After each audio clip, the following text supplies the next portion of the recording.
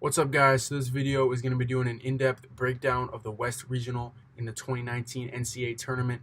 I'll be starting with the round of 64, working my way to the Elite Eight, and who I think is going to make it to the Final Four from this region. If you have not checked out my other predictions for the other regionals, my in-depth breakdowns of those, be sure to check those out after this video. But now I'm going to go ahead and talk about the West Regional and who I think is going to win in those matchups. Starting from the top, Gonzaga going up against Prairie View or Fairleigh Dickinson. Do not know yet. Either way, I like Gonzaga in this one. I know they're coming off that loss against St. Mary's. This is probably the best Gonzaga team we've seen since Gonzaga started getting into the tournament consistently. I know the 2017 team was really good. This team actually matches up a lot better with some of the more bigger teams in the country. We saw this, the only team that really outmatched a fully healthy Duke. So they're a good team, a great team. Fairleigh Dickinson, as you can see, along with Prairie View, just don't have what it takes to take down Gonzaga. So I like Gonzaga advancing in that one. Next game we got, going to be a very interesting game here. You see a top 25, 3-4 for Baylor. Syracuse 3-8. Tough schedule on the year for Syracuse. Just looking at this matchup, it's going to be a dogfight here. It's going to be a battle of the boards. It's going to be a scrappy game. Looks as if Tyus Battle will return for Syracuse. He was out for the ACC tournament. But Baylor is a great offensive rebounding team. Sometimes with that zone, you can struggle to rebound, find who you got. But I still do like Syracuse. I think that zone is going to be too much for a struggling Baylor offense. So I like the Orange to come out in that one. They always seem to play well in March as well. Next game, Murray State versus Marquette. The matchup everyone's looking forward to. Ja Morant, Marcus Howard, two of the best point guards in the nation. Marquette is just not playing great recently.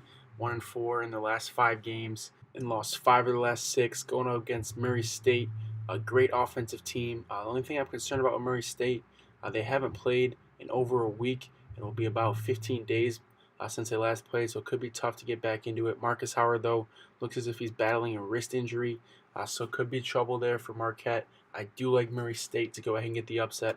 A lot of people know that 12-5 games tend to be almost 50-50, so I do like Murray State in that one. Next game, Vermont going up against Florida State. Florida State 6-4, the record in the top 25.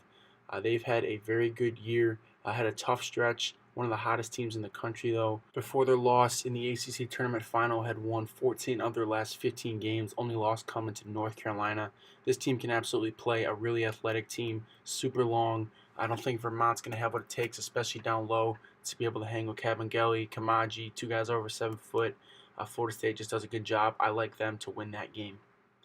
Next game we got a tough one to pick because we don't know if it's going to be Arizona State, and we don't know if it's going to be St. John's. St. John's depends on what team comes to play because they can beat almost any team in the country if they come to play. But either way, as of right now, I do like Buffalo in this one. Buffalo is an extremely efficient offensive team. Really like to push the pace. C.J. Massenberg leads that team, along with Harris as well, two guys that can really score the ball for them. So I do like Buffalo in this one. Going to be interesting to see if they'll be playing Arizona State or St. John's.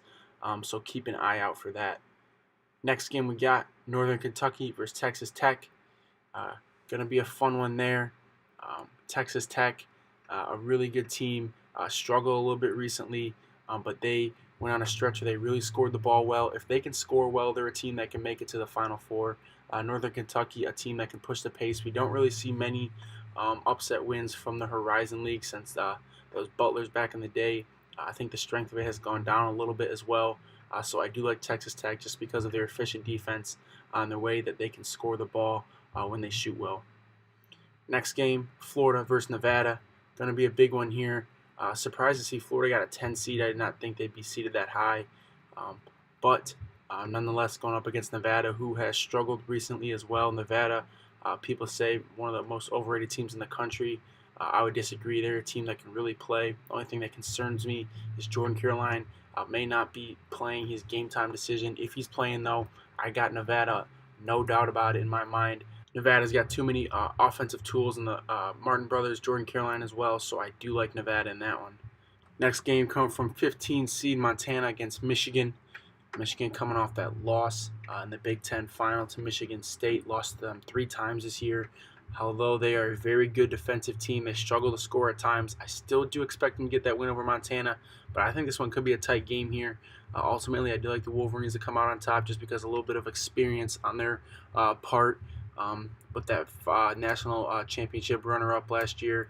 So Michigan, I just like their experience, so I think they're going to find a way to get that opening win. Next game, round 32, Syracuse going up against Gonzaga. Syracuse is a team that can give Gonzaga a lot of trouble. Ultimately, I do like Gonzaga to come out on top, though. They got the length, and they got Rui Hachimura in the middle of that zone against Syracuse.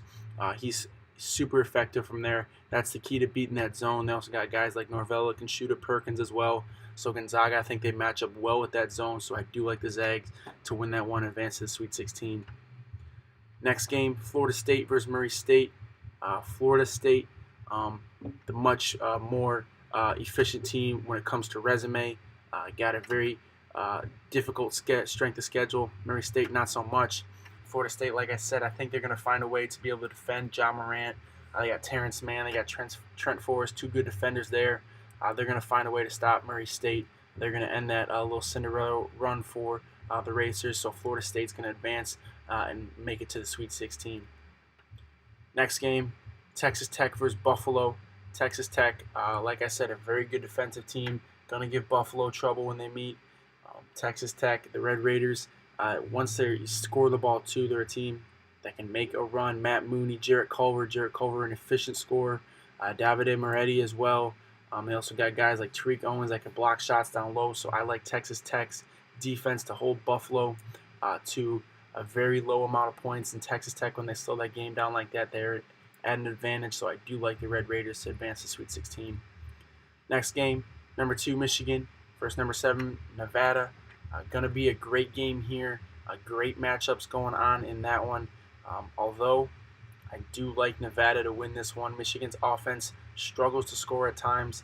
Going up against a very long and athletic team in Nevada, I think they're going to find some trouble with it.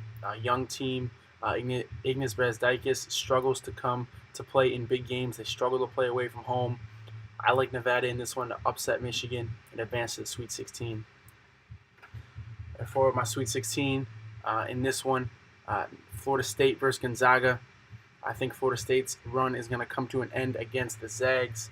Like I said, Gonzaga is going to find a way to match up with Florida State. We saw Gonzaga earlier on in the year outmatch Duke, throw them in some pick and rolls and throw Hachimura down low. And we saw Clark do the same thing. Gonzaga outmatched one of the most athletic teams and most lengthy teams in the country in Duke. So I do like Gonzaga to do the same thing to Florida State, especially with that veteran point guard and Josh Perkins. I like Gonzaga to make another win here and advance to Elite 8. Next game, Nevada, ranked 7th versus Texas Tech. I do like Texas Tech in this one. I know Nevada will be coming off a win over Michigan, but Texas Tech, I think they have what it takes. I think their offense has just been struggling at times. Really did well in the Big 12. Really played down to some teams' levels at times, though.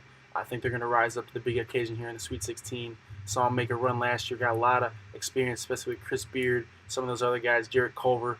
So I like Texas Tech to win that one, advance to Elite 8. Elite 8 game in this region, number 3 Texas Tech versus Gonzaga. Ultimately, I do like Gonzaga in this one. Like I said, they can match up with any team in the country. Gonzaga also a very underrated defensive team. I like them to limit Texas Tech's offense. Maybe throw Hachimura on Culver, maybe Norvell, maybe Perkins. We'll see what they do with that. But I think they got the guys that can stop Jarrett Culver and force them to hit some shots from the outside. So I do like Gonzaga able to finish over Owens there down low. So I do like Gonzaga to advance to the Final Four. Alright guys, that's it for this video. Be sure to check out my other videos doing predictions for the other regionals as well. Check out my channel, Hilly Hoops. Also follow me on Twitter and Instagram, Hilly Hoops as well. I'll put that in the description down below. Once again, thanks for watching. Be sure to check out my other videos as well.